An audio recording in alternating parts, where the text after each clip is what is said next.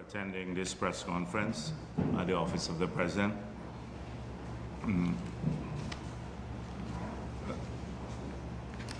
I thought today I should just bring you up to date on a few issues that have been in the public domain, but we have not been able to address in the past month or so, largely because of the political season when we had local government elections. A lot of people were focused on the campaign and those elections. And so we want to return to a lot of the development agenda and just to bring you briefly up to date, because over the course of the next several weeks you will meet and discuss a lot of these issues with the relevant ministers. So on the Marriott, we've been asked questions about that often, and we said that the evaluation had to be completed. NISIL has completed that evaluation. They have ranked the firm that had a bid of 90 million as number one rank, the highest bid, and they've been given the authority to engage in negotiations with that company. Secondly, you would recall that we've been talking about a bridge across the river at Wismar in Linden. This is a promise that we made, not in our manifesto, but subsequently when we visited the area. And we're at a stage where we're ready to start the negotiations. We've had 3 offers, and when the details emerge, you will see that the offer that we have received is very, very competitive. It's to do a 4-lane bridge across the river for a cost of about $35 million US. When there was a previous study that showed a 2-lane bridge there across the river with a higher sum, higher than the 35 million. The estimates were higher. So this is a very competitive bid.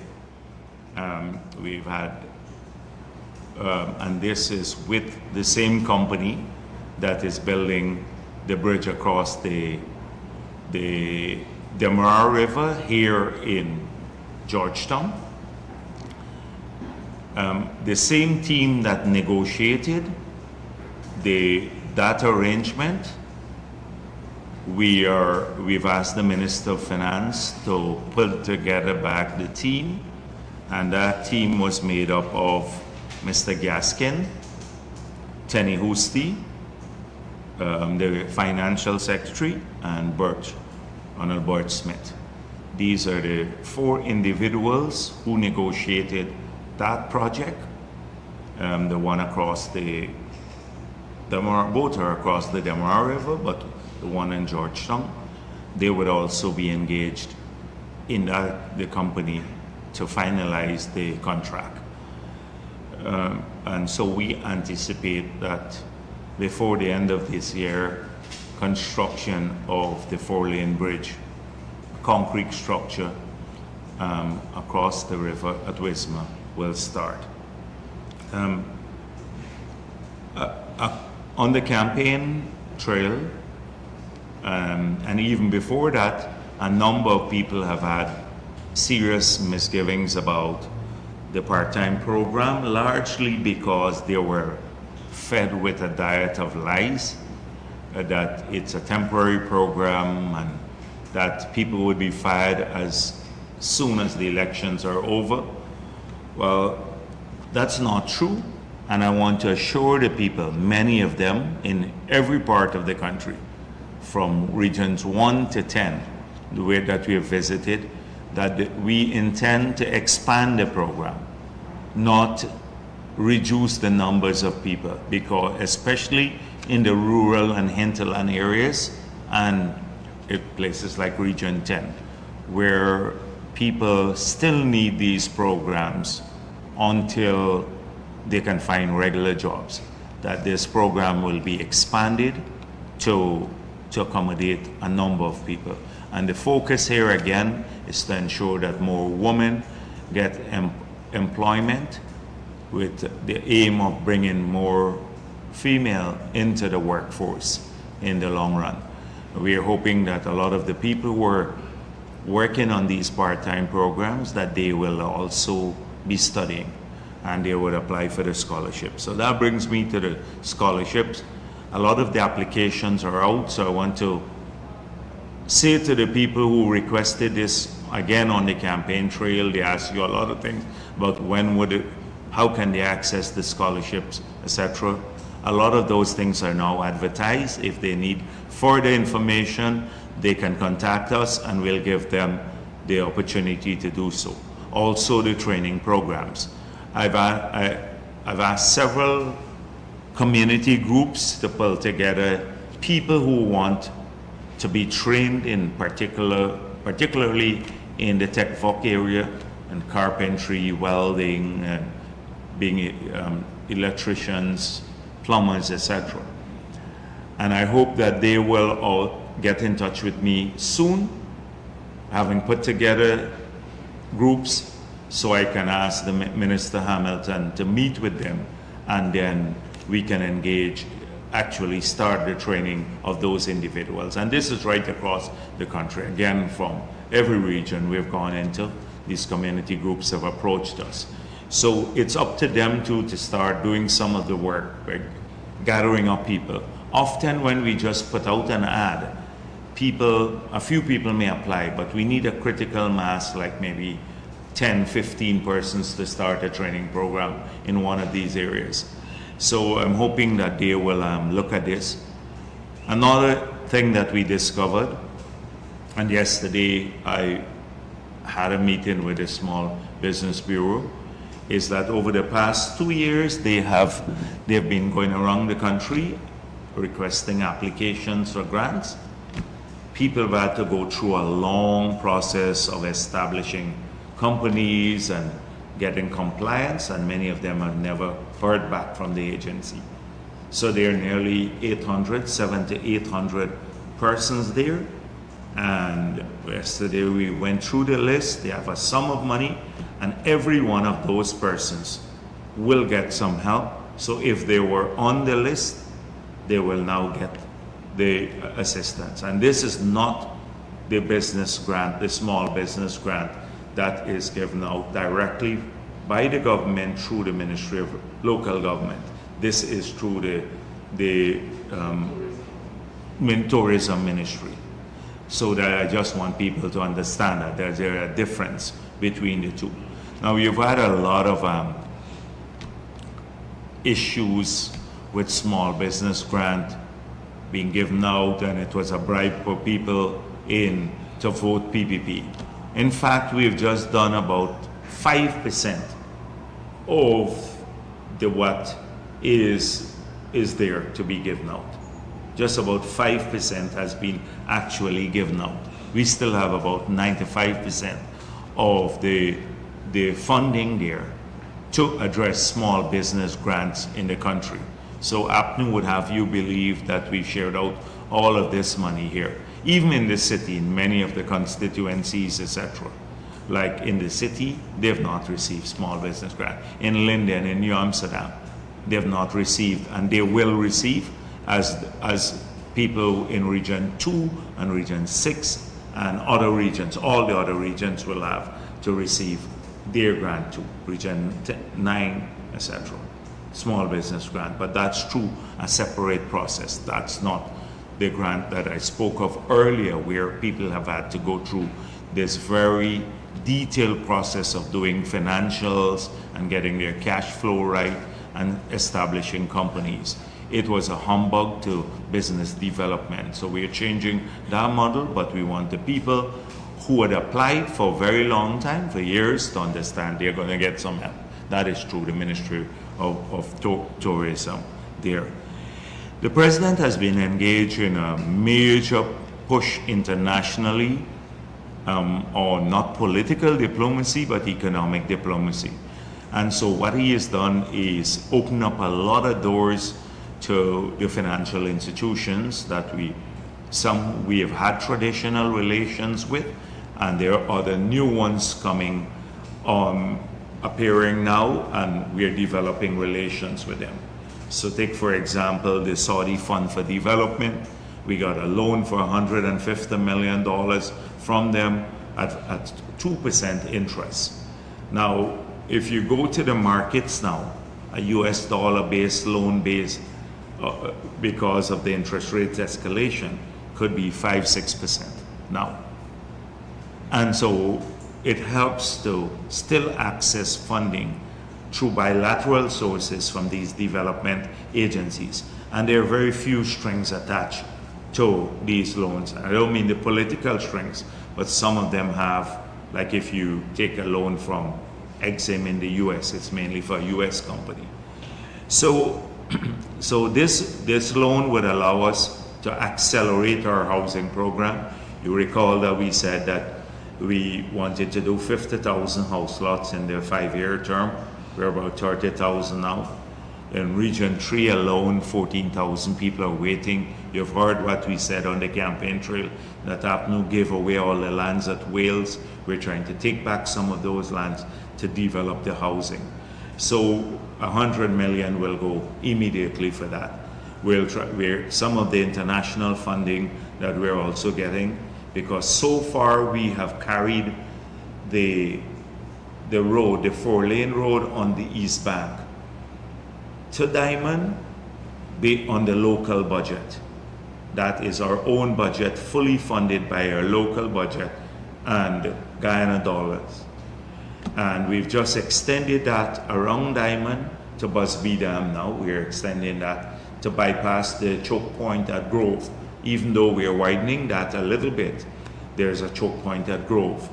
So we are now looking at some additional funding internationally to take this all the way to Soestdijk.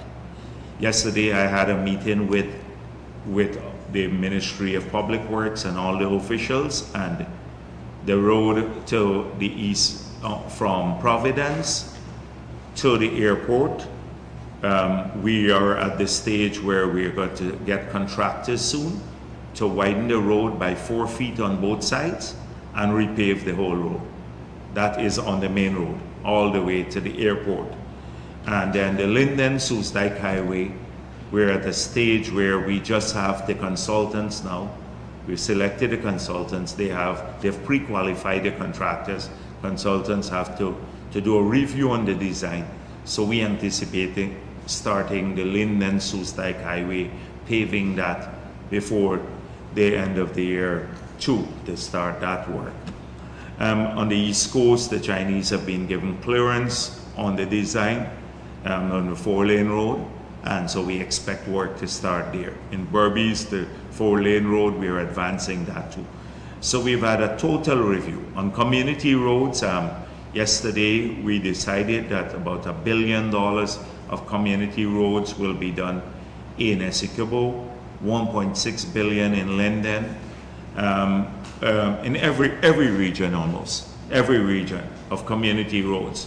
These were roads that were going to be done now. The model is, especially where it's concrete roads, we've asked the Ministry of Public Works to ensure that people from these regions, they get the work. So that, because when they're concrete roads with good supervision, they can hire the local contractors, but with proper supervision to see that quality is maintained. So, but I just mentioned 2 regions, but it's for all the regions. Region 3, East Coast, I want to say to the people in the East Coast, when I go there, they ask, a lot of roads on the East Coast will be done, East Bank, Region 5, every region. We promise in the hinterland regions, $1 billion is being set aside for Region 9, but in Region 1, we are going to complete the part from by Santa Rosa going up to the school, and then we've decided to do 2 kilometers of roads there in the region, concrete roads. It's about in that sub-district, 2 kilometers. It's about $1 million US dollars per kilometer in concrete roads. So that's about 2 million US, but we're starting from Guyana, coming back this way, and then from the Moruca end going up. So hopefully over time they'll meet somewhere in between. In Mabaruma, the settlements, we promised the people that they will get the road in the settlements. We're doing 3 kilometers in the settlement, and on the road, the continuation of the road going into Wauna. In Port Kaituma, we're doing 2 kilometers. We want to do internal roads in Kaituma done first, and then 4 miles and Oranok and all of those areas, and then in the future linking them. So we mapped out, we've gone back into the important things that we found on the campaign trail. A lot of people raise these issues. Roads are a big concern. That's a primary concern of most of the communities. The roads to schools are a priority. Schools and hospitals, we give public work. Those must be fixed now, almost immediately. So we're just refocusing the entire government after the hiatus of the campaign on the things that matter to people: job creation, healthcare. We're now moving forward with a design for the 4 facilities in the hinterland.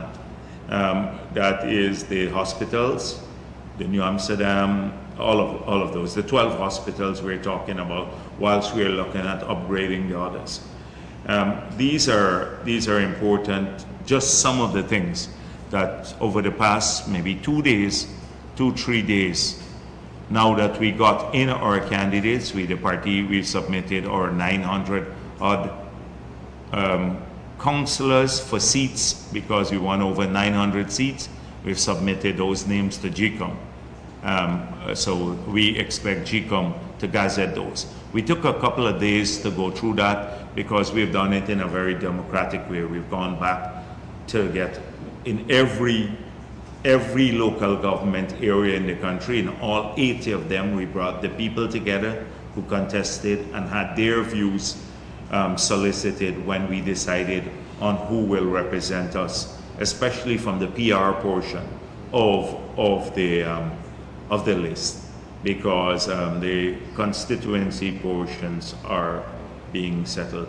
I gather today we're pulling lots in Berbice. I don't know how that went before the magistrate for 2 constituencies, but one, if we win in one, it could flip another area in our favor. That is Cutbrat. So if we win one of the constituency, because they now have to pull a lot in front of a magistrate. So since then, we have returned to government and in full earnest. I want to assure people that the promises made on the campaign trail, notwithstanding the fact we didn't win Georgetown or New Amsterdam or Linden. As I've said before, the results from a party perspective have been phenomenal in these areas. We're encouraged by these results. We're happy about them in many parts of the country, in almost every area that APNU has contested. And I need to reiterate this in light of some of the editorials we keep seeing from Starbuck News and the others. It's been a resounding success everywhere, not only in the 66 areas we won, but in the 14 areas. In Maka, we won more votes, significantly more, from 17 votes up to over 200 votes. In Kwakwani, we won more votes, nearly more than double our votes there in Kwakwani. In Georgetown, we increased our votes by over 75%. When APNU's vote from 2018 AFC vote declined. In Linden, our votes increased by 500%. And so 500% may seem, oh, well, just go to the percentage. It's over 2,000 people voted more in Linden, all maybe Afro-Guyanese who voted for this party in one community. And in New Amsterdam, our votes increased by over 100%. And we narrowly almost clinched the council. There's a 2-seat difference now, down from a 8-seat difference in the past, a 2-seat difference. In Madia, we won the popular vote. In Bartica, we won the popular vote. So I don't know what they're celebrating about. But we said to people, we'll work with you to improve your communities. And that means we have to keep working harder now, not easier before. We have another 2.5 years or so before elections, because elections would be held somewhere in November 2025. Don't listen to this fabrication by Christopher Jones. He knew we were holding elections on the 18th of December this year. It's utter nonsense, as you've seen. To think that in this day and age people will create such a huge lie is unbelievable. Anyhow, we have another couple of years, 2.5 years, to ensure that more of these concerns that we heard on the campaign trail are raised. So on the food security side, apart from the economic diplomacy the president has been doing, he's been doing a great job on the food security agenda globally, pushing that agenda. The ICA has even recently given him an award for the aggressive nature of the work he's doing globally, pushing food security as a major area. And so you've heard about the different planks that we are looking at: energy security, food security, climate security, 3 major planks of our foreign policy, and he's been championing all of them globally. And so but there's a domestic, a local component to that agenda. And the local component is to enhance production and productivity in our agricultural sector, and also to expand the range of products that we are now producing and exporting. I don't want to go through that again, but we have resumed all the discussions we've had with India on developing all the spices and the greater productivity in the rice sector and cane, by maybe even doubling the output in these sectors with just a change in the variety of the plants that we use. The tissue culture lab to do 4 million plants, bringing in the Brazilian dwarf, 35,000 nuts. All of those, we've refocused on that. You're going to see a big focus back on the agricultural sector.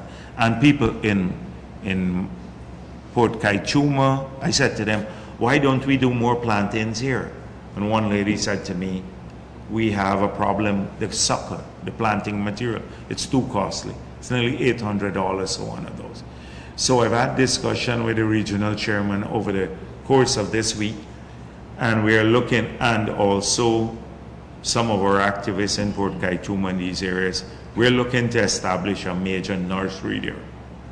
And so the Ministry of Agriculture will go there and look in to see if we can upgrade certification so our products can sail directly into the Caribbean from these areas without having to come to the coast. Because the coast can't be a market for their plantain. They would face serious competition from growers who are producing on the coast already. So this sort of thing is being worked on in all of the areas we've gone. They need help at covidin, livestock rearing, better quality animals, and all of that. So we've gone back to a lot of those things that may have taken a little hit in the past, because in terms of time, because of the campaign. Now on the auction, we plan to, we'd have to extend it, as I said before, for another period. We'll determine what period. It should not be for much of a time, but almost every one of the people who have indicated an interest so far in participating in the auction, they've been told, and I think they appreciated that we are sticking with our commitment to have the framework law in place and the new PSA before the bids come in. And so we're, as I promised the last time we spoke, we have now put out the Petroleum's Activities Bill for the public consultation. I've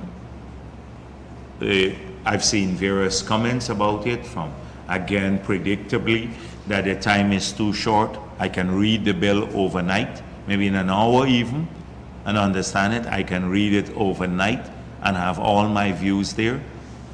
Oh, that the bill is shorter than the last one.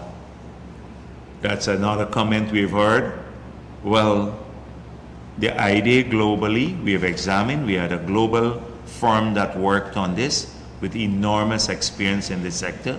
We look at similar framework legislation globally, and a lot of the issues addressed in those modern pieces of legislation where we were deficient in our laws have been addressed. And a lot of the issues would be dealt subsequently after the passage of the bill through regulations. So we anticipate the passage of the Petroleum Activities Bill. It becomes an act, and then thereafter a series of regulations to give effect to the bill. The regulations are now required for the auction. We can work at that. Now, we are repealing all of the regulations under the old act, but we have looked at if anything would suffer in the absence of the repealed regulations, like if we repeal them and there are no new regulations right at this time. And we've looked at them, and most of those regulations deal with reporting issues. And a lot of these are already covered in the existing PSAs. So there'll be no major gap between the period when we pass the law and repeal the regulations to the enactment of the new regulations. No major policy gap or enforcement gap. And that is why we have looked at it. I hope that you examine it carefully.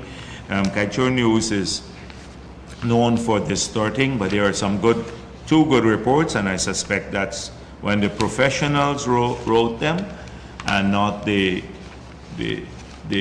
craziness that goes on there. I don't want to call him madman, but one on June 22nd here, and another one on June 21st.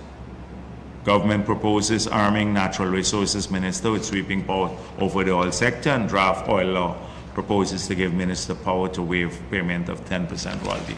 These are two professionally written articles, and they basically outline the content of the bill and where it expands. So if you read those, you will see that you can see where the key elements of the bill, for those who don't want to study it or get into great detail. But there are a couple of new areas. It's about storage, so definitely the old bill never dealt with that, the 1986 one. And then, so that is now part of the new act. So if you look at carbon capture and storage, then transportation is another area that we inserted in the bill. Now, having said that, the headline, another headline that must have come from Glenlal, I have it here, which is that we basically Guyanese leaders relied on outdated law for years, but only addressing them for auction of the 14 new blocks. That's a Glenlal headline. That's not a professional headline. So we have started looking at differentiating and I heard now he has Adam Harris back there now. Adam Harris has returned You know, the man who fell out, who was distorting the stories about the elections, who was distorting, changing the stories, who's been there. So I expect a lot of lawsuits in the future. And this time, the lawsuits don't take 10 years to come up. They come up fast now. So you've seen it's already shifting away from oil and gas into scandals again. You've seen the front page already. Examine the front page the last week and you see Adam Harris trademark. Now Adam Harris is the man who addresses Norton as the great leader, the Kim Il-sung syndrome. So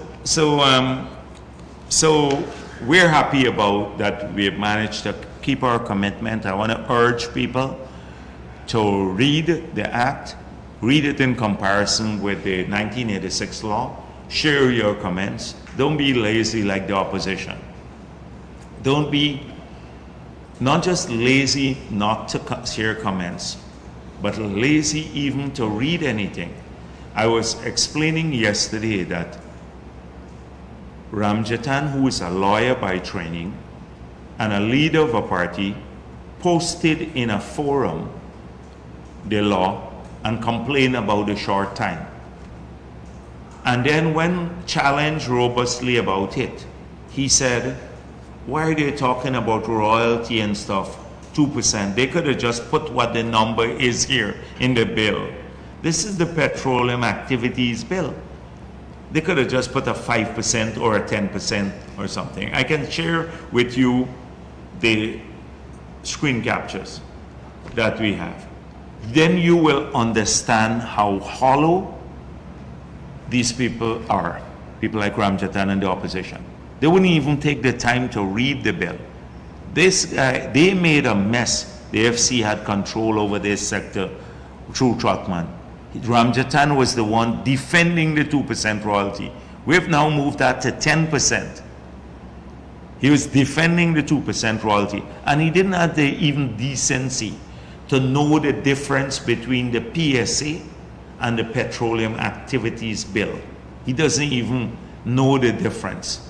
I think I'll share with you at some point in time, then, so you can get into how shallow their efforts are on the part of these people.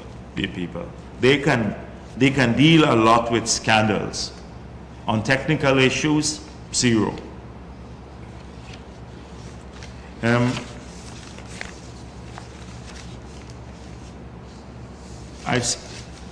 Maybe I will end there. You've seen the issue of the opposition now on the Nigel Darmlal matter. That the file, from what I gather, has been sent to the DPP. I think the least we say about it, because the more we speak from the executive, it's distorted by an industry out there to say that we are attempting to exonerate or cover up any issue. And that is why, from the beginning, the president made it clear, and I endorse what he said. He said, in our midst, and this goes for both party and government, we don't tolerate abuse of children and women. And two, if the allegations prove true, if the minister is found guilty, then he must face the consequences. Our position remains the same. We've allowed the process outlined by our law, the 2010 Act that we passed, now President, the Sexual Offences Act. We have allowed that process to be followed strictly to the letter of the law. We have not attempted to politicize the matter or to intervene to subvert the court of justice. You can't try the minister by social media, nor can you disparage the victim by social media. And that was our position. By APNU making this a political issue, they may have even influenced people's opinions on these matters. where people were dealing with the issue purely on its merit. But when you have the entire opposition in a duplicitous fashion, couldn't agree on anything, descend on this matter where the minister is off already, he's off, now they think they want him to be fired, even before the matter is fully investigated or the investigation had been completed. They want him fired. They protest for that. It is to draw attention to this issue. And also, I believe, to divert attention from their electoral loss, massive loss, and the internal infighting. I saw that has happened today, a story about them fighting with each other over the selection process of who will represent them. And they have just over 200 persons, 200 seats that they won. We won over 900 seats. We've gone forward with our people, that is our councillors. So then they have done this. They have resurrected all the old propaganda sites. If you look at them, that were defunct for 3-4 years, the old APNU sites that were established in the past, pre-2020, to stir trouble and to spread racism. Their primary task at that time was to carry racist messages. They've resurrected them. They've become active again. They've rolled out the lunatic fringe, the criminal Burke and the Bench Cup and the Sherrod Duncans and all of them. They rolled them out in full force to make this a big political issue. And they don't care, nobody cares whether what they post is factual or not. If you know Rickford Burke, he's a criminal. He's been posting, he's been extorting people. They're not known for being factual.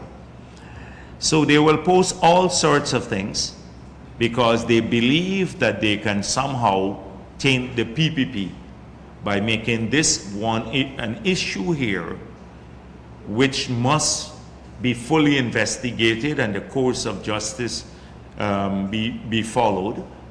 They're making it an issue of PPP. If we wanted to do tit for tat, you have them sordid stories in APNU.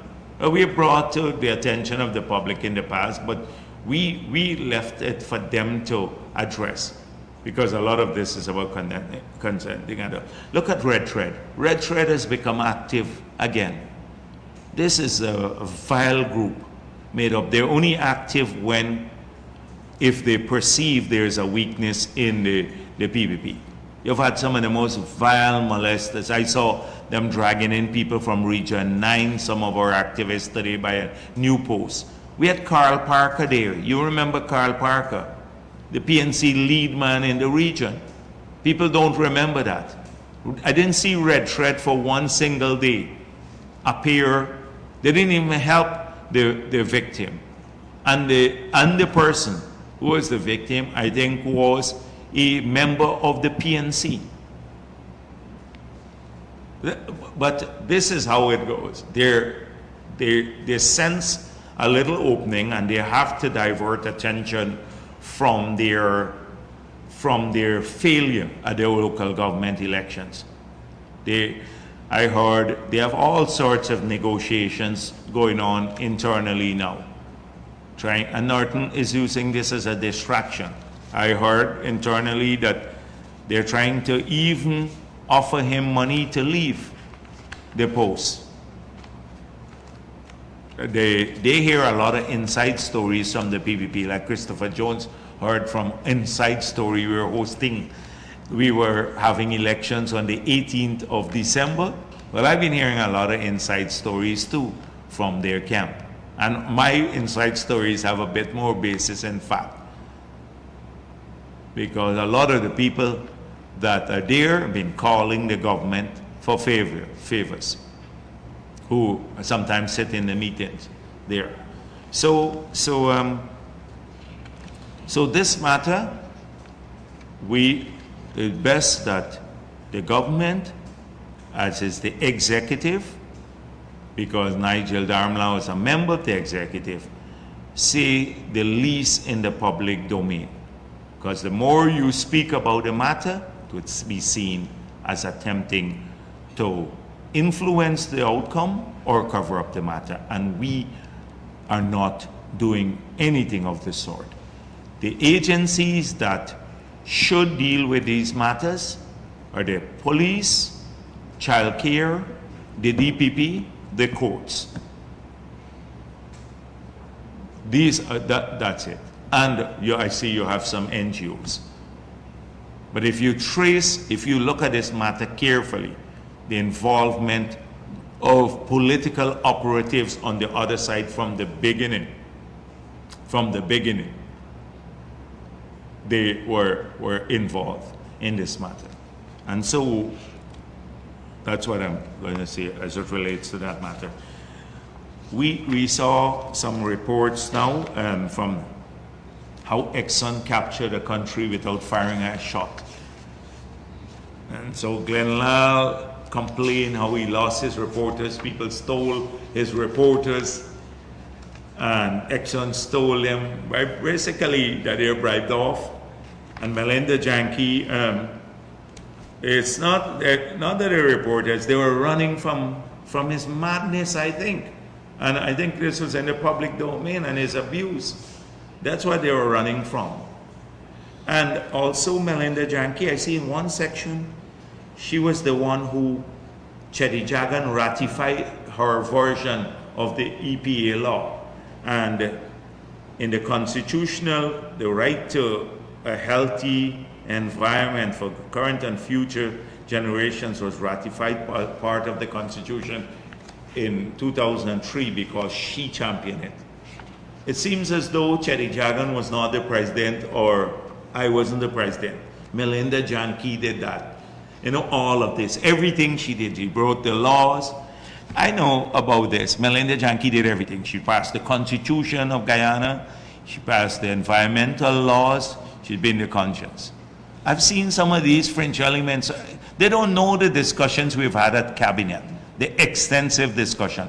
That sexual-oriented law, the Sexual Violence Act, we've had lots of issues, including issues of chemical castration for people who have committed rape and all of that. And then the human rights came, we had it in the first version of the law. And people said, no, you can't do that, it's brutal, it's thing and stuff. That people, not everyone is a recidivist and you can rehabilitate people. We said the experience shows that that's not. So we had extensive discussions week after week at the cabinet before that Sexual Offences Act of 2010 was passed and all of its provisions to protect people. We even made it illegal for you because we had at that time, I had a case where a young lady came and said that there are some guys who took images of her and were extorting her. And we also included in the act that if you share these images of people without their consent, you could get into serious jail because we were trying to protect people from being blackmailed, young people. And that was the discussion we had in 2009, long before we passed the law in 2010, when I was president. Even then, in those days. And so, a lot of these things have a huge discussion. The EPA Act, it wasn't Melinda Janke draft. A number of people were hired around the world to look into this. And discussions. I was a part of the cabinet then. We had discussions on that. On the constitutional reform, you had a full group of people, 5 from the government, 5 from the opposition, that led the process throughout the country. She takes credit for that. So this is, it's sick to see that. But people can rewrite history now, because sometimes we never focus on documenting these things. You just work and you keep working all the time to improve things. And then some elements like these can then come along and take credit because nobody knows.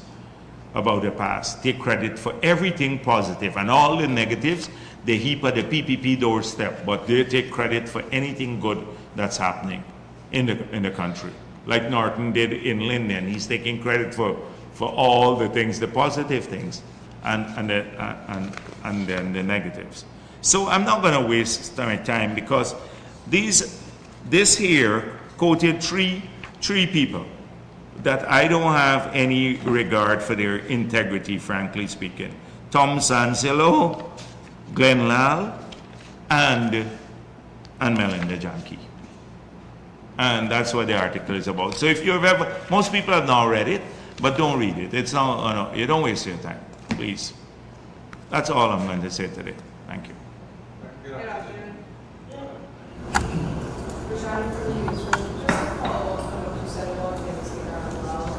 Pending the outcome of the investigation, can you say if someone else has been assigned to his ministry, and also has he been given any sort of leave from the party itself?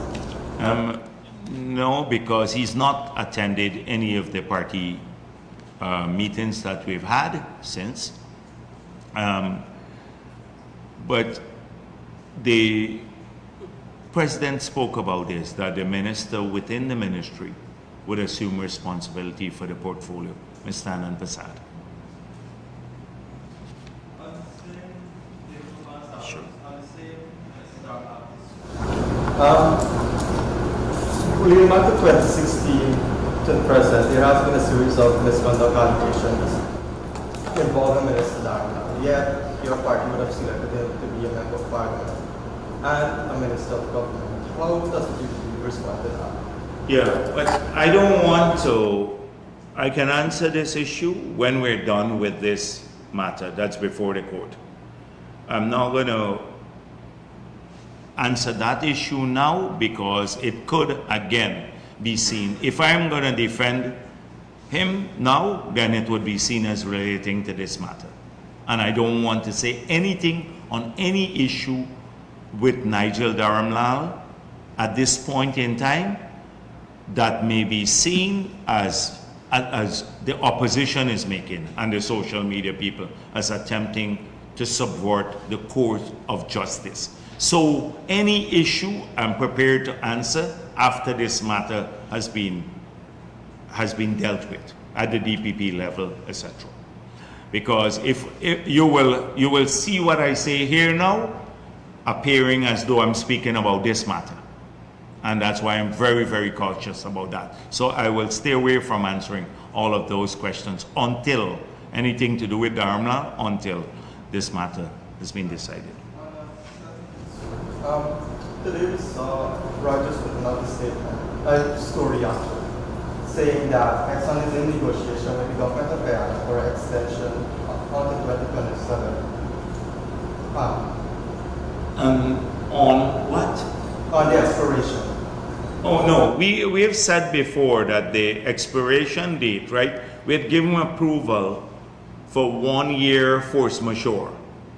That was when in the COVID period. So the relinquishment provision will shift by 1 year. That is all that is. It's not a negotiation. It is not a negotiation. That is all, the extension. And then I explained further that on the project to supply the gas to the pipeline, that will receive a 10 years extension, because it expires, I think, in 2037. And if the project comes on stream in 2025, then you would only have 12 years of life of the project. You need at least 20 years of supply of gas to the project. So those are the only two issues that are there, and we're now in negotiations. We've agreed to do the extension of the Liza 1 for that purpose, to supply more gas for a longer period, and because we wanted that. And then the force majeure that was given to them in the COVID period extends the relinquishment provision. There is no negotiation. Now we have to sit and discuss with them the relinquishment of the 20%. So maybe they confuse the relinquishment of the 20%. Those are the two extensions or that we talk about. Can talk about. There's no negotiations going on. No, because we're clear about that. They have to relinquish 20% of the block by a particular date. That date, by this extension, would have shifted next year by the force majeure in the COVID period. And the other extension is the one I explained to you. So we are not really negotiating that. We're discussing that. So, if I could follow up on that, the granting of the 1-year force majeure extends the period for relinquishment of 20% to this year, to next year. To next year. And it also extends the relinquishment to the entire block 1 year too. Yeah, so once that kicks in, then everything follows subsequently. You understand? Right. Okay, Kim King, now, I would like to ask about petroleum activities. You have any comments on this article here? You have a comment on the Guyana, how Exxon stole you from Glenlau? I'm only here to ask questions. All right, okay, all right. Yeah, so there is a framework for carbon storage licensing in this bill. Could you talk about what's the government's vision for that? Like when you intend to tap into this to start issuing carbon storage licenses?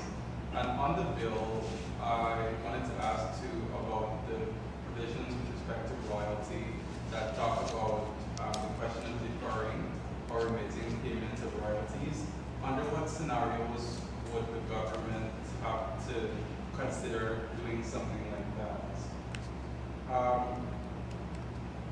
So that's it on the bill. And I also wanted to ask about the delay of the auction, because you have talked about the need to be competitive. And I wonder if this delay can interfere with our ability to be competitive against all the other countries that Guyana is competing with against. And if you think it could send a message that altogether, because in this country, if it's not local government, there's always something happening. Whether other things can distract the government and get into the way of timely approval and regulation, especially when you issue blocks and the sector expands. A lot of the delay here is in the amount of work necessary. So here we had anticipated earlier drafts, and then we got the drafts. So only the draft law we had last week, we reviewed it, and then we put it out internally, and then we put it out for public auction. So even if we wanted to go before, but we wanted our consultants to make sure that they study the international experience. We didn't want to be like we did with the PSA. Even when we were deciding on the changes to the fiscal terms, it took a long time. We did it through an iterative process because we wanted to see that we get significantly more for Guyana from the production of oil and gas, which I think we've succeeded by changing these fiscal terms now in the future, but also remaining globally competitive. So that required us to understand the global situation with all of the regimes in over 100 countries, their regimes, and then crafting our fiscal terms to make sure that we got more but we remain competitive. These things take time. We thought we're a bit more optimistic that we could have gotten them done. But I think we have enormous credibility. So first thing is that we're one of the hottest spots in the world. So the others who are in the auction process, and over 80 of them, I don't think they have the record of discoveries like Guyana. So that's one, people are interested. Two, I think they appreciate in our discussion. So we got back to them. So we're not going to lose any interest. Those who express interest. We got back to them, so they're not going to lose interest. And three, I think they appreciate that we're sticking with our commitment, that we will ensure that they have a predictable framework into which they're bidding. Many countries don't do that. They have an opaque framework, and then they keep changing things all the time, and it doesn't lend to investors' confidence. So I think they appreciate that we're sticking with our commitment, which is a new PSA and a new law so they can study both before they put in their final offer. So I think this will not cause them to move from Ghana. We have moved faster on establishing a framework in Ghana. So if you talk about sloth, we move faster in establishing a framework than most countries have. They look at the local content law. Lots of countries that are producing oil and gas for decades didn't pass a local content law as robust as ours. So I think they understand that we're taking this seriously. Then, S&P was the consultant that helped with the drafting of this law? no, it's IHS Market. Okay. IHS Market. And so that's one. I just have two more to go. The royalty situation. So the first draft has the minister. We are looking at seeing if we can strengthen that only the cabinet could. So the minister has to have the approval of the entire cabinet. Should there arise a situation where they can defer the royalty or like reduce the royalty. Now, the Skytrue News article outlines the penalties once they don't pay. They have to pay within a particular period. There is a jail term attached to the payment of royalty. But say if the price of, let me give you, I don't want to speculate because I'm worried about speculating, and Skytrue News distorts everything. But let me give it a shot. So, for example, Lysa 1. We need now the gas to run our power plant, supply of power. But the oil prices fall to $20 a barrel. And the cost of production is $25 a barrel. Right? So they can sell, from selling your oil a barrel, you get $20, but it costs you $25. Loss-making situation. And then on that, on top of the $20, you have to pay the royalties too, the 2% royalty. So our aim is to keep the well going so that we can get the gas for power supply.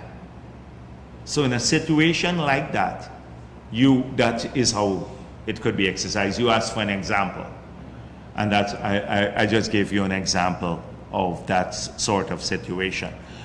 But we believe that not just any minister can do that, but the minister has to consult with the Minister of Finance. But I believe this must go to the cabinet. Any such thing should go to the cabinet. So people can put in those comments. We ourselves are looking at that strengthening to see how it must be done with the consent of the full cabinet of the country. So you don't have a maverick situation like what Trotman did, run off and sign an agreement on his own. There was another one. Carbon storage. Oh, carbon capture, carbon storage. So the law, you're right, now broadens its scope to deal with carbon storage. Now globally, the solution to net zero, people are saying it will come from a combination of things. We believe that. You have some extremist views, but our view that you would achieve net zero through a combination of measures. One is to reduce fossil fuel production globally from 100 million barrels per day to maybe 25 million barrels by 2050. That is consistent with the IEA estimate, because they would still need oil for a number of things, including the cosmetic industry and a whole range of stuff. So that's one of the measures. Two, from the introduction of renewables. and which would be important because it displaces the, again, fossil fuel production. And 3, from new technologies. So technologies now are being developed that you can directly extract, not at scale yet, CO2 from the atmosphere. You can directly extract it. Carbon capture and storage has been studied as one of the ways where when the methane or the CO2 comes out, you re-inject it and seal it so it doesn't come into the atmosphere through new technology. And then of course, saving the world forest, reducing mitigation from that. So you can have a number of other things like reducing vehicle emission standards, etc. Combination of all these measures would allow us to address net zero. So in Guyana's case, we're looking at our carbon footprint by tripling output, but reducing from energy our emissions by 70% by 2030. That's what we're hoping to achieve. 2, we're hoping that the new FPSOs would be, and they are already, the new one coming would be 25% less carbon intensive than the earlier ones. So new technology in the extraction process and processing of the oil. And then 3, Exxon has already asked to study carbon capture and storage. So our laws now can allow people or direct them, the minister can direct them to do some of these things in the future. The old law would not allow that. Like the new law now, even beyond our share, if we have 1 million barrels a month from Exxon, that's our share of oil, and we need 2 million for domestic demand, we can direct the company now to supply the rest. We can put in strategic reserves. So the law is looking at all of these things in a modern kind of environment. All right. Yes. No, let me come here. Oh, I didn't get kite chores yet. So, all right, let me go to the young lady, then I come across here.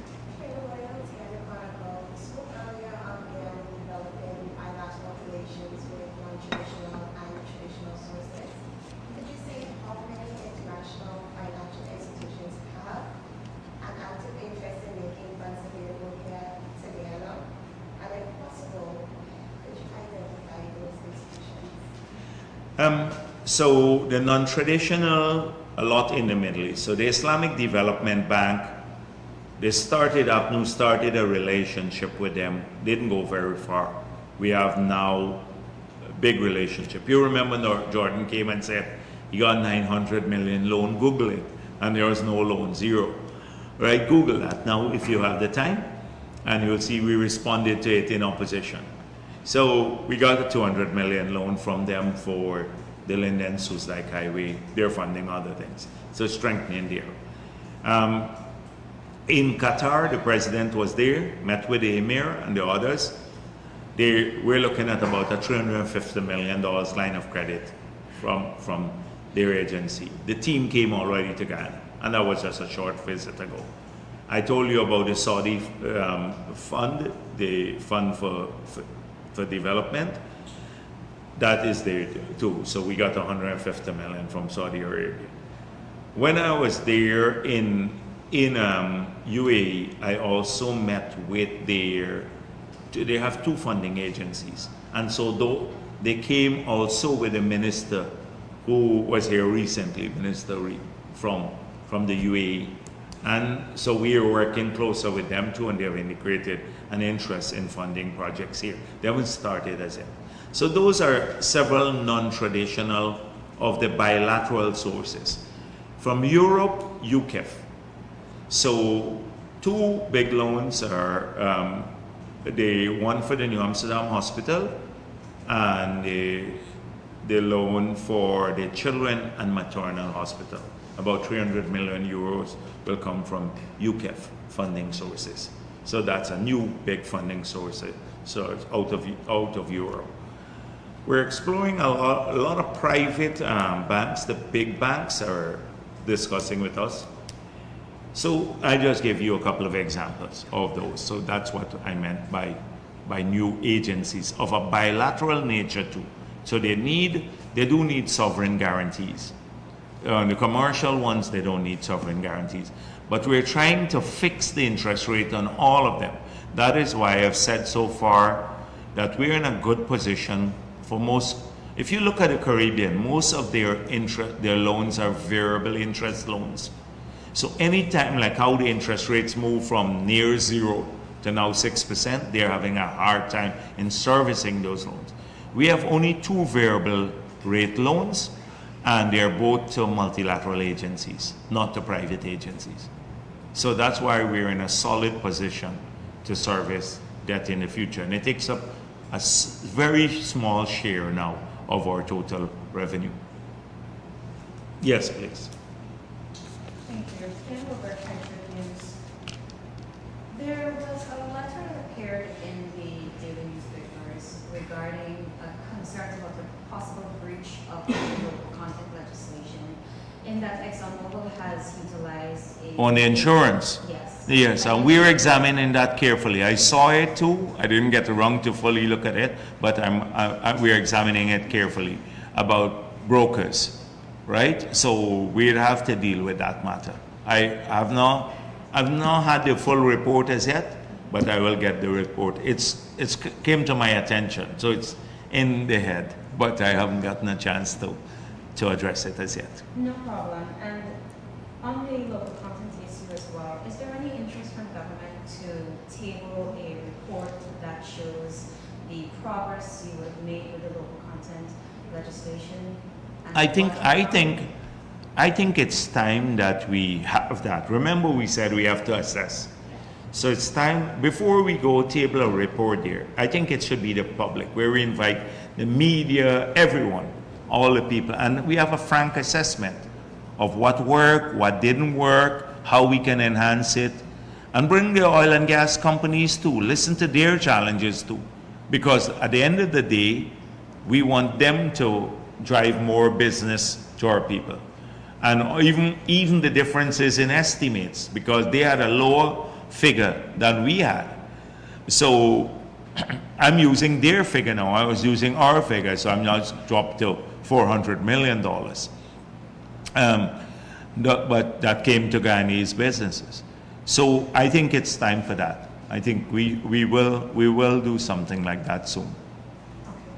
And coming back to the draft legislation, petroleum activities bill, there's a section that speaks to giving the government the leeway to activate cross-border utilization treaties.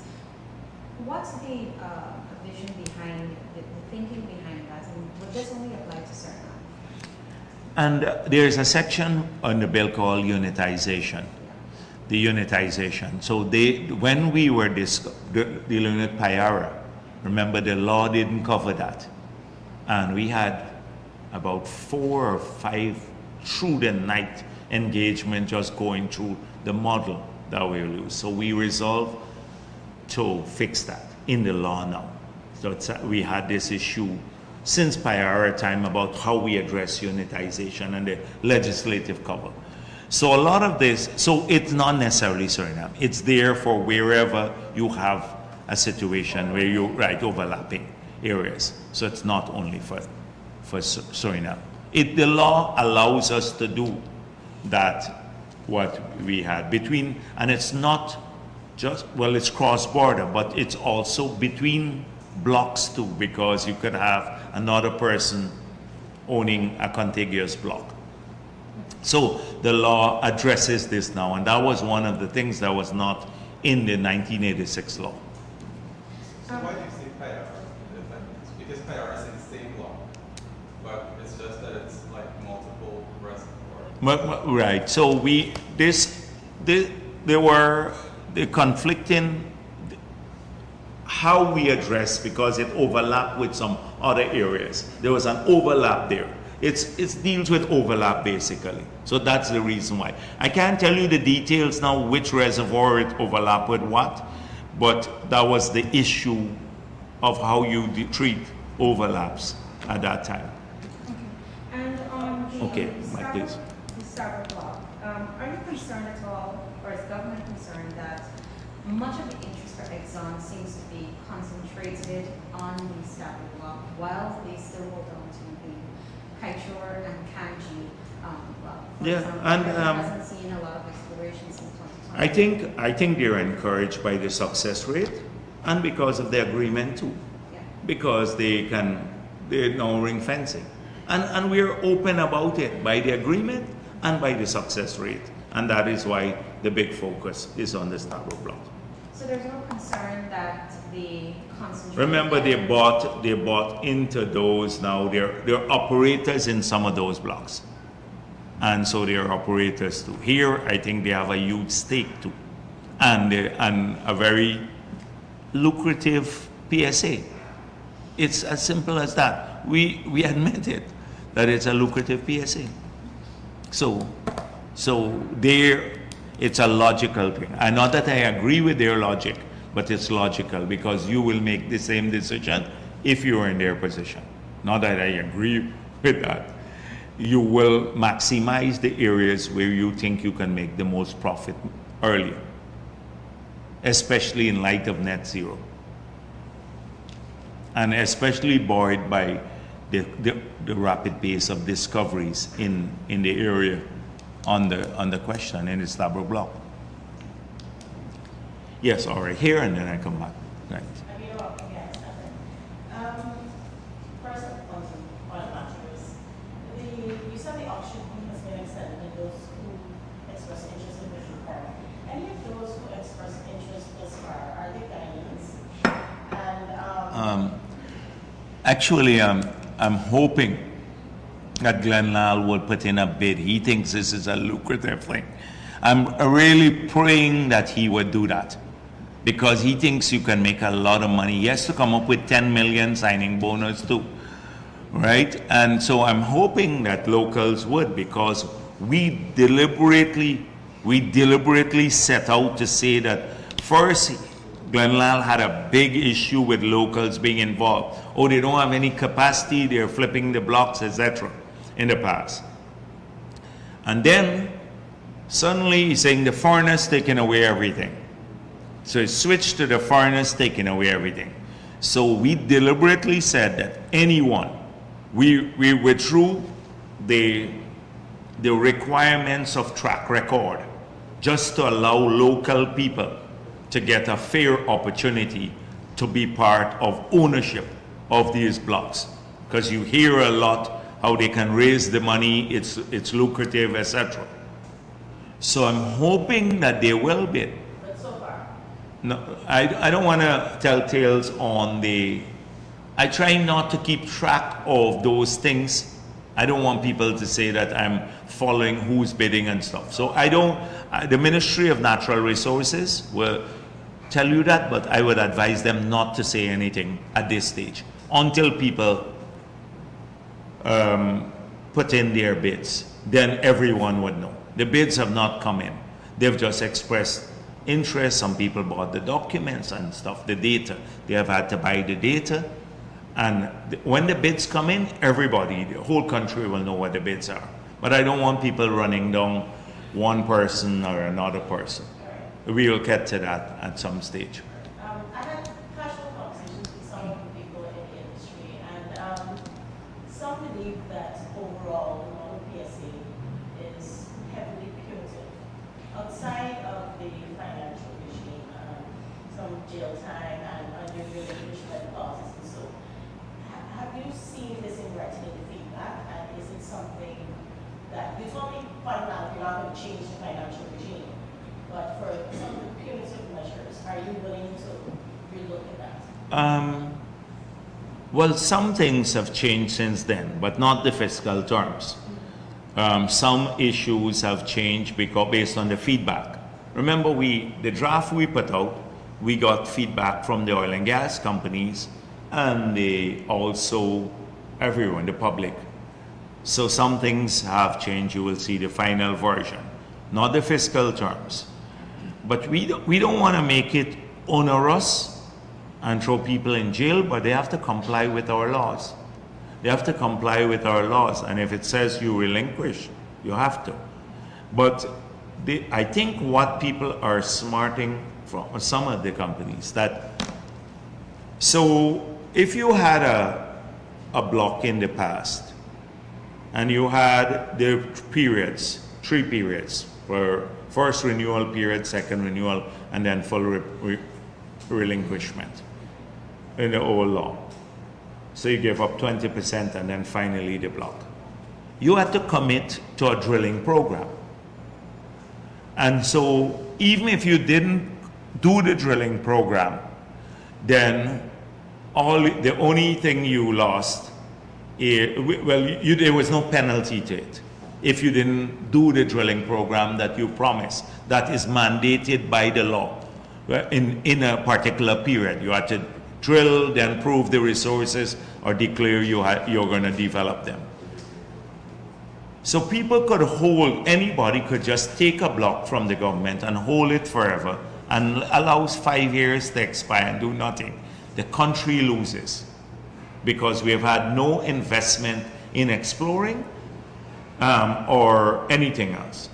So now you have to commit to do a drilling program and establish a dollar value. And if you don't pursue that, you have to pay the government almost equivalent, well, it's toned it down a bit, but a huge penalty for not doing that. Massive penalties. So we don't lose opportunities by giving this to people who can't pursue a proper drilling program or utilizing the block as it should be utilized. The country doesn't lose.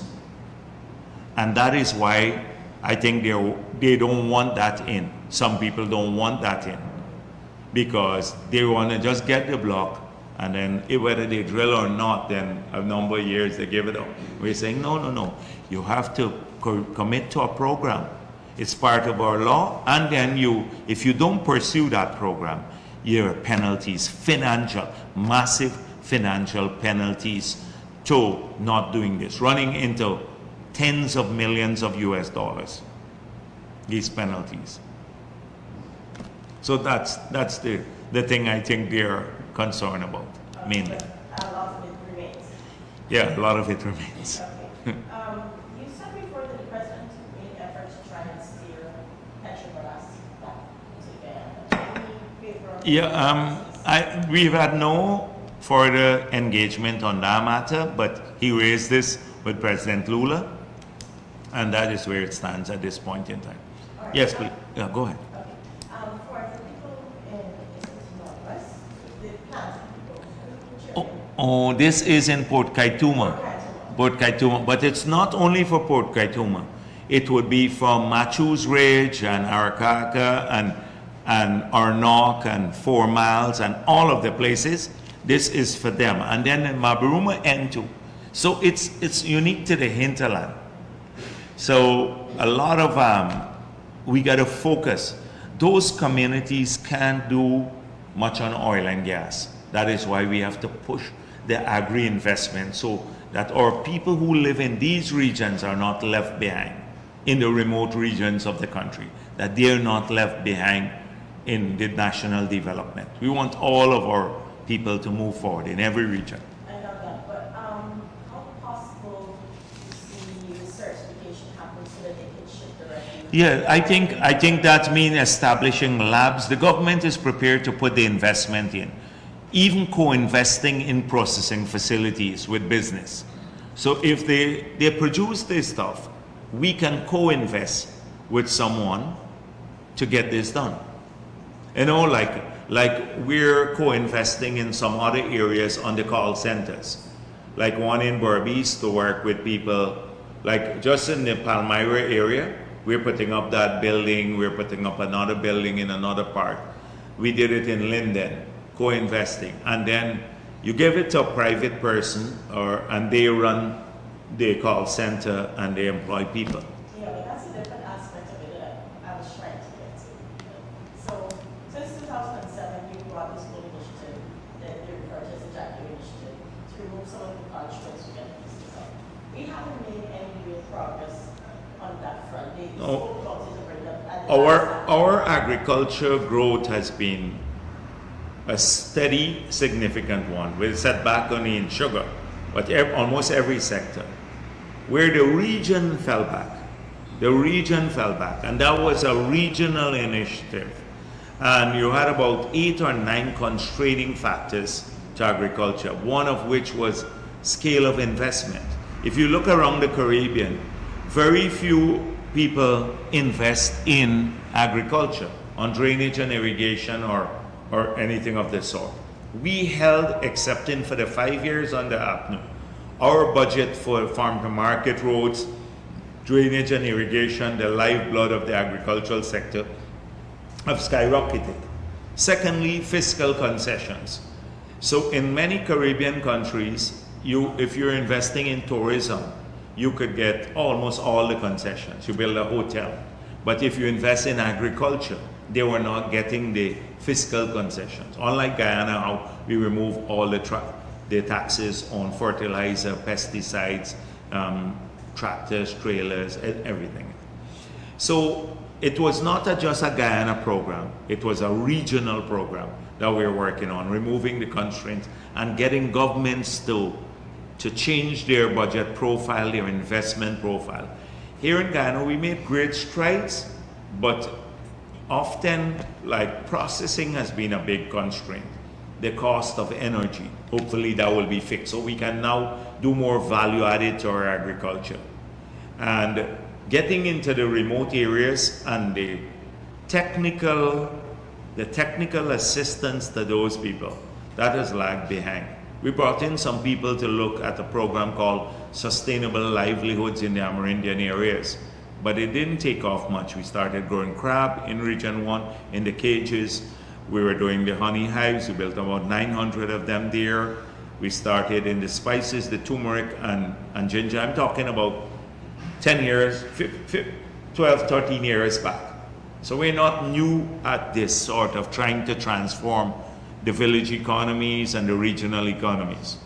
But of course, resources often are the problem too. Now we have more room in the budget, less debt payments now, more room to spend back on people. We can accelerate that. Planting material has always been the bane of the agriculture sector in Guyana, with a couple of nurseries managed by NARI doing maybe 100,000 plants. I don't know how much they do, but if you go to the nurseries, you want to cry.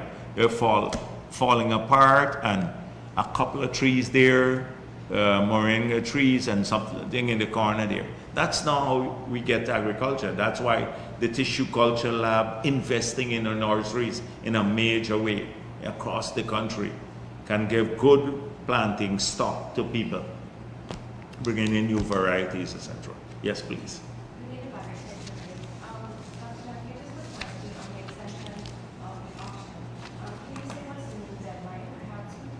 I don't want to give you a deadline here because I have to talk to the people and also on the judiciary on the legislative side to see when we would have sittings of the parliament, because that would all have an impact, a bearing on the deadline.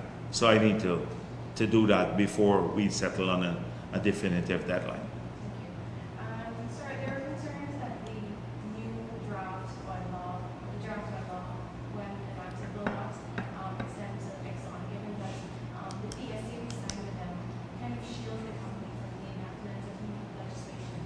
So can you speak to that? And secondly, there are a lot of powers being given to the minister under the draft legislation rather than voting commission. Can you say if this body is the one? Yeah, what the commission is not in place, so you have to give the powers to the minister. So there is no commission at this stage. But it's still on your Yes, but so the minister has the powers, and the minister can delegate these powers. So under the law, the minister can delegate the powers to technical bodies. That's one. Now, if you're asking whether this law will affect the PSA and the fiscal conditions of the PSA and the Starbuck block, the answer is no. But the law would have impact on a number of things. For example, safety management, inspection, a whole range, carbon storage, the transport, all of that would, several elements of the law would have an impact also on ExxonMobil. So you're Under the required PSA. to- Huh? to play by these rules. Play by these rules. Play by these rules, yeah. I just like to follow up. Sorry, the government was not government. Sorry, the I thought I'd see Glenn Lal here today. under the natural resources. He's been pining to come to a press conference, I think. Under Yeah. the Natural Resources Fund Act, there is supposed to be an annual report. Can you say when we can expect that? Oh, I think the board needs to deal with that. There's a chairman of the board. I don't want to take over their responsibility too. The Minister of Finance is ultimately responsible, but there is a board made up of, I think the chair is Major General Joe Singh for the Petroleum Act. And this is the Petroleum Fund. We don't really run that. That is the money from the oil and gas sector that comes to the budget. That's how government deals with oil and gas resources. This fund is insulated from the executive getting involved in their management. And so there is a board. So we can easily find out from them. You could probably call them, or the Minister of Finance. He had to go. I couldn't go to Paris because of the climate financing issue, but because of my work here. So he's now in France, but when he returns, you can ask him, because that is the board responsibility. So quick question. Yes, please. Starbuck News? Yes. Recently in Trinidad, we've seen two cases, two updates at their gas energy plant. We are preparing one here. What guarantees or measures are being put in place to make it as safe as possible? Yes. So when the plant is built, we still to determine who will run these facilities. We have two options: training local people and running the facilities, or recruiting a firm to run the facilities for us. And pay them to manage these facilities and define the output. So we are yet to determine that. But these plants have to be of the highest international standards. You would recall that when we went out to the bid, we determined what type of equipment we wanted. We did not leave it to chance, so any bidder could have put in the equipment, because we believe we want high quality equipment in the plant. So we said you can use only plant, regardless of where you bid from. If you're a Chinese company or a French company or American company, you can only bid using GE and Siemens equipment. They're known for having good quality equipment globally. So even from the conceptualization and the bidding stage, we've started looking at the quality of equipment and safety standards. So that's an important issue for us, safety mitigation. And once the plant is being built, then when it's being built, then you can, with greater level of certainty, we can say to you, here are the mitigating measures. So once the plant is being built. Is there any update for the local US project? Yes, we have an update. It's being processed, and we anticipate, hopefully before the end of the year, it will go to the board. Just Yes, two please. questions. I want to go back to the article that you referenced earlier today. There seems to be this narrative that government constantly has to face with whether the end oil will bring prosperity or turmoil. Yeah. What is government's strategy for Yes. dealing with this message? Because obviously now more than ever the investment climate is very sensitive to certain comments. So what is your strategy for dealing with this? And what would you say to those who consume certain bits of information such as this, and they have doubts about where Guyana's future lies with oil? Yeah. Now, people have a right to express a view. And I may be more tolerant to views expressed by our people, Guyanese. But I don't believe some of these people who are talking about our country, they have any right in this matter to lecture us about our future. First of all, I've seen the people who are speaking. They have no credibility. In their country, they wouldn't even get hired by a medium-sized company, much less the big companies. But they make this an industry. They can't succeed in their country. They have no voice. They come around the third world and become a specialist in the third world. When you look at their qualifications or the soundness of their view, it's all hollow. And the narrative is always one thing, that people who look like us can't run our affairs. Once you're darker, you're not white, you can't run your affairs. And this is the kind of thing that rubs me the wrong way.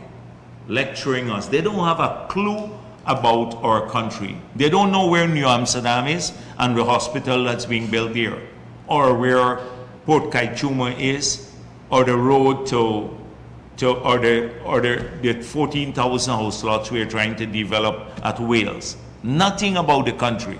They don't have a clue about the expenditure. They don't read anything, but they lecture from this perspective. You know, these countries, it will never lead to prosperity. We've seen the resource curse. We've seen money stolen, etc. In their countries, you ask all of them speaking, there's no 10 years jail term for the Minister of Finance for not publishing information on all receipts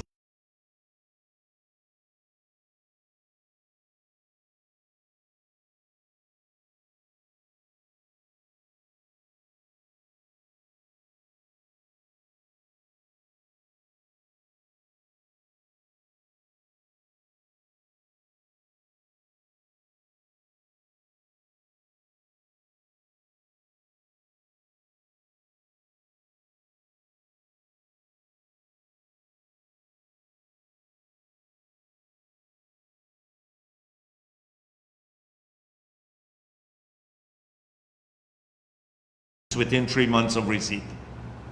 They would never have that in their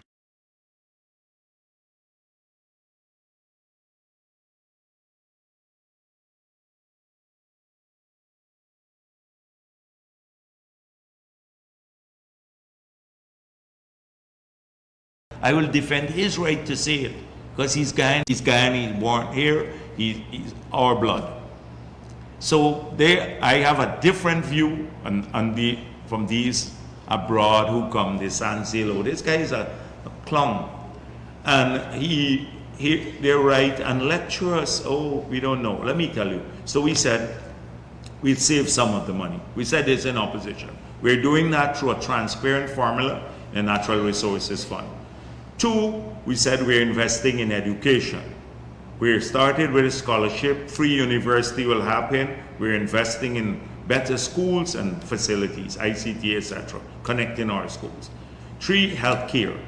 We'd invest in that. Infrastructure for the future economy, highways, power plants, ICT, connecting the country with ICT infrastructure, important for future industry. We're co-investing in other sectors, agriculture, etc., so that we don't become a monoculture kind of economy. We're doing all of these things in the future. We're going to give some help to targeted groups, our children, elderly, people living with disability. Targeted help for them. That's where we're investing our money. And so far, it's going in those directions. We are clear where we want to do that, and we have a transparent system. But they live abroad, oh, we've seen it in other countries. So I don't pay any attention to them. That's why I didn't even want to respond to some of these things. They lecture, oh, these third world people, as though our brains are like somehow diminished. you know, or something like that. We can't plan our own way.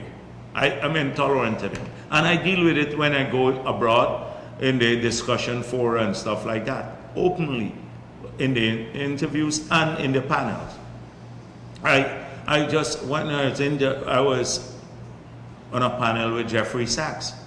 And at the end he said, Guyana, the world doesn't need Guyana oil. And he said it at the end, but I was prepared to take him on that issue. So they say these things, they lecture every one of us.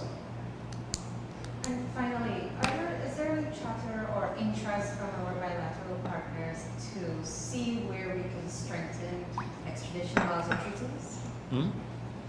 Is there any interest in strengthening extradition laws or treaties? I think Talks of that? this is not on the oil and gas. You want to extradite anyone from the oil and gas sector? Okay, all right. But I think a lot of work has been done in this regard. So a lot of clarity. I don't know what you had in mind. You want to tell me a bit more about what you had in mind specifically, and then I could look for Burke. We want Burke back. He has to face all of his extortion charges here. He wouldn't come back. We want to strengthen the law, the extortion. But the U.S. wouldn't send him back to face his criminal charges, try to extort money from people. My understanding is that it's in governments, there's interest from government to see where there are loopholes to strengthen our extradition laws and treaties. So I was We wondering- constantly work at these things. We constantly work at these issues. So it's a work in progress. Yeah, it's a work in progress, and we have good partners around the world, and so we hope we can. Have we initiated discussions with the U.S.? I don't deal with those matters. I just give Rupert Burke a cussing because he's a petty-minded person. So when I come to these press conferences, I know I just call his name and point out that he's a criminal, which he is, and then for 2 weeks, like, he gets like all catty and stuff like that, just getting shrilled and just posting everything and cussing Jagdeo the Satan and everything else. So I just do that because it gets under his skin too. But I don't know where we are there, and what he's doing is damaging to the country. These people really, he doesn't figure in my scheme of big things. Rickford Park, just a nuisance like Bench Cup and the Sherrod Duncan. They're nuisances to this country and humbug on development. Have nothing positive, had nothing, and they all have sordid history associated with hustling public money. So that's how I'm, yeah, please. Oh, okay, all right. You mentioned essentially getting back into the thick of things with government business. A COI has been money and tragedy was promised. Is there any update on that? I think the president, I know that there's a discussion on it, but we'd have to ask him. I'm not aware when that would be launched, but it will be launched. It will be launched. The president promised that. He will do that. He promised that. It was reported recently that the oil company operator Star Black is expecting, I think, 42 trillion, I realize that number, for the 5th project on board. I know you said that when these the revenue coming into Guyana's treasury will increase over the years. How much is estimate that we get when the 5th project? And you know, them numbers that with Kaichor. So I saw you come down back on the gas pipeline now, 1.7. The project, after it was put in the core document, down from 3 billion. I saw now, it seems as though Kaichor News understands the accounting framework, because they had some discussions as to why you could have a different number in, but I think they, let me see, I got it stuff. But they even distort the headline. I got something here, how the headline was distorted. About 2 books. The people have 2 books. But that's required in law, that they have two books. I don't have it here. So I don't know what you're asking, Bailey, frankly speaking, about this 1.842 billion and all of that. Those issues we'd examine. We have to look at that. But I don't understand what you're asking. I'm asking, you said that the revenue will increase over the years. So when the fifth project comes on board, how much do you expect annual revenues in traffic to grow to? The fifth project, I can't, it depends. The revenue is a function of total production times our share of cost oil, or so you take out from total production, our share of cost oil, multiply by the market rate, that gives you one stream of revenue, and the second one is the 2% point royalty that we have off the top, which comes off of total production. So when you add the two, it will give you the total revenue of the government. So when the numbers change, that is production levels, that change. You can calculate that for yourself. So if the numbers go up to 1 million barrels a day, then you can look at that. You can do the calculation for yourself. Okay, That's the formula. okay, that's it. Next question, the CGI airport. When is it going to be fully completed? Which report? The CGI airport. We know the government has some plans to do an acquisition. Airport, CGI. Yes, but what report? Airport. When will it be completed? Oh, the airport, when it will be completed. Oh, okay. Jill should know this, but I think the part, remember, we didn't accept the project when we got back into office. We said the design was changed by APNU. It's supposed to be a new airport. They changed it into a rehabilitation. So in the discussions with the contractors, they said they already bust. And then we said, no, you got to fix. You got to put in a proper facade and a number of gates plus a new walkway going, I think it's towards the river in that direction. I think that's about to be completed. So when we had discussions in Houston with the mayor and a team from their civil aviation, we're trying to get United to fly directly to Guyana. But we might get some help with them to do a master plan from the airport. So that should be moving forward. But part of the master plan is to look at a new terminal building because already we're tight. So a new terminal building that would be somewhere where the hotel is, just in front of the hotel there, that whole area, a two new terminal building, but connected back to the infrastructure, the gates. And then the car park would be shifted elsewhere. So we can have greater capacity now, but in a new terminal building. So that's what they're examining now. But this one should be the facade project, improvement project, because it was in a sad shape. That should have been completed by now.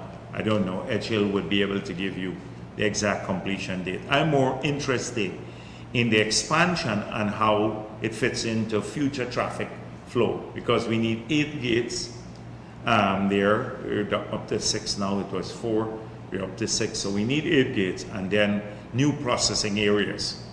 And that will be maybe a 2-story building just there in that piece too, but integrated back to the main airport, so you can have good flow, proper duty-free areas and everything else. Third question, the opposition recently during its protest has been making a lot of noise about high cost of living in the country. And there's some folks that have been coming to me with stories saying that they're struggling to survive. The government has increased salary at the end of the year, but it's still struggling to survive the cost of living. So what's the government plans in terms of making or probably increasing salary sufficient so you can keep up or probably reduce costs? Yeah. So the thing is that we have, if you look at what we've done, the taxes we removed from the oil and stuff, if we allowed the full pass-through of the increase in the oil prices when it was peak, by now electricity rates would have gone up and water. The government has absorbed those. And almost everyone uses electricity and water. So whether you're big or small, you get a subsidy now from the government for electricity and water, because they can carry their costs, especially even the operating costs. Forget the capital costs. All capital costs are carried by the government already and are fully underwritten by the government and supported. So they normally are supposed to only cover from their revenue the operating costs, but they can't even, in some cases, cover the operating expenses. So we even have to help to carry that. So everyone gets a benefit. If you go to other countries, go to Suriname, that's not the case. And many parts of the world. That's one. Two, we have removed all of the taxes back. You know the 200 old taxes and the fees, we removed those. On fuel, even for the transport, we took it down to zero. The 50%, excise tax that was there on fuel went down to zero. So we are trying to do it in a broad-based way that has impact on all other people. So they do get some help, cash grants and some money, but if you do it in a systemic way, everybody benefits. People don't see that. The person who comes to you will never say that they're getting subsidized electricity or water. They will never say that, but you're getting it. You're getting it too. So that is how, and there's a limit to which a country can do that. There's a limit to which a country can do that. So we have made a serious effort.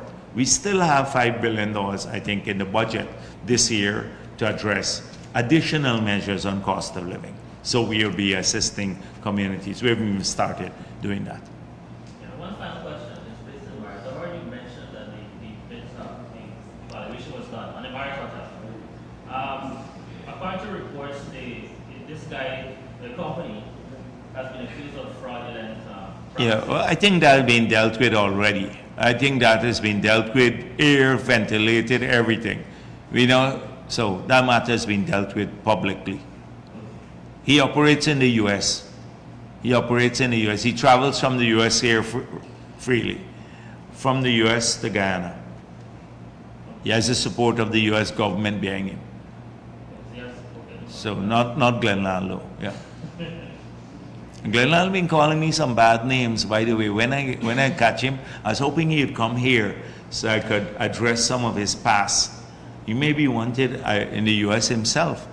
And that's why I thought you wanted to find the strengthening of the extradition law. You want to extradite him out of the Kaicho News. Extradition. He did some bad things in the past, and since he's cussing me, I'm going to talk about it. But I'll wait till he comes here, not to deal with the reporters. He's going to go on his TikTok tonight and say, Jagdeo, crazy, Jagdeo, crazy. Right? So that's his standard thing. Anyhow, that's the end of it. I thought we ended here. All right. One more. Yes. One more question. So usually in the lead up to when government is reviewing projects, proposals, for example, there are criticisms about the period of time the government takes to review the project. Which project? To review any project.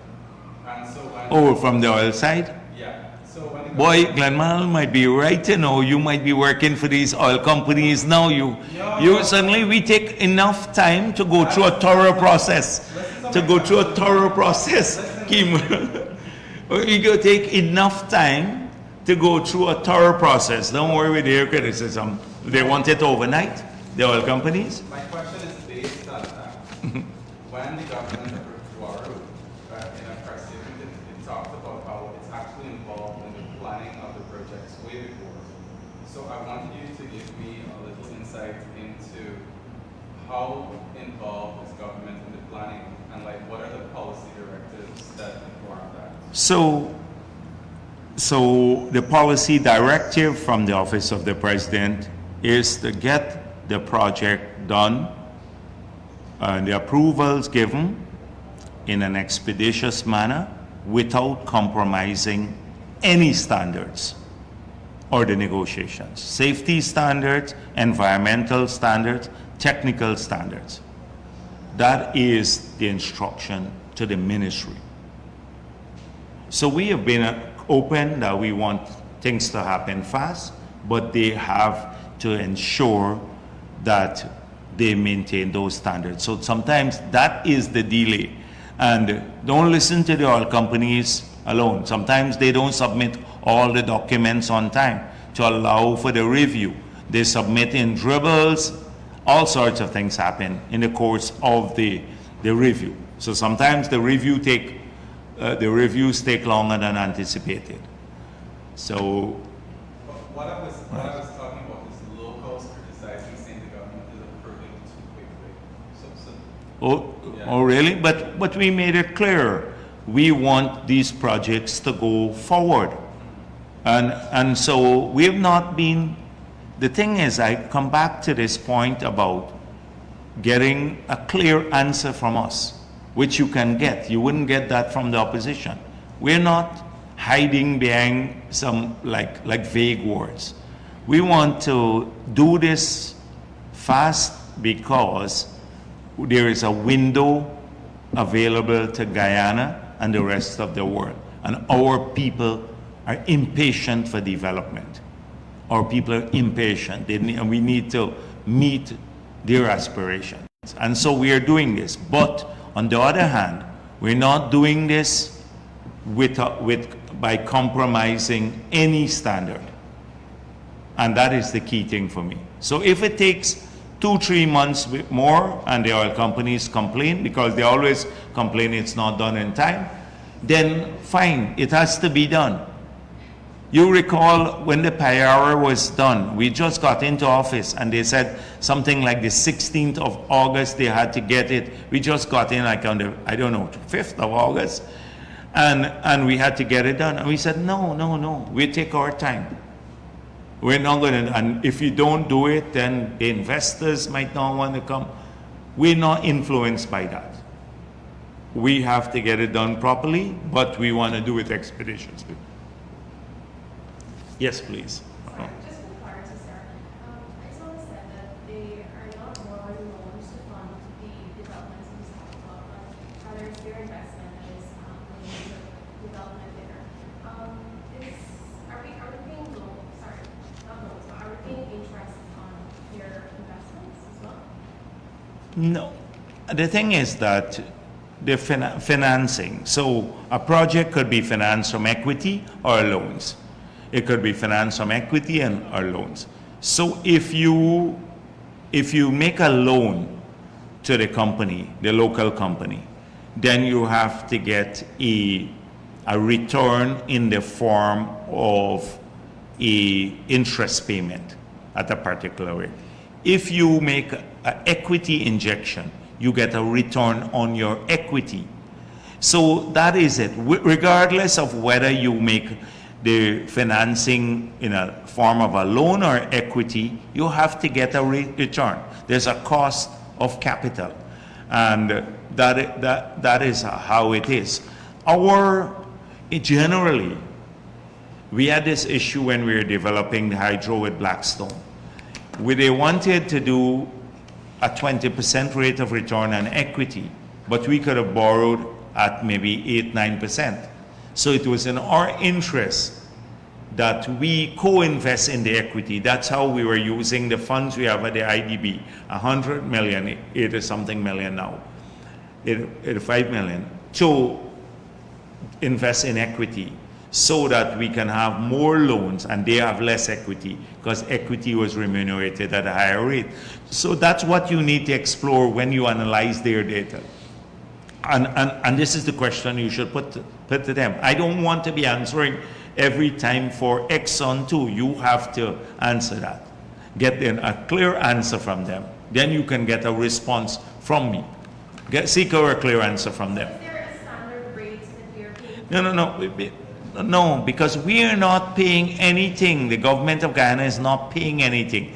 So because they have to raise the financing using the best efforts, the cheapest cost of financing.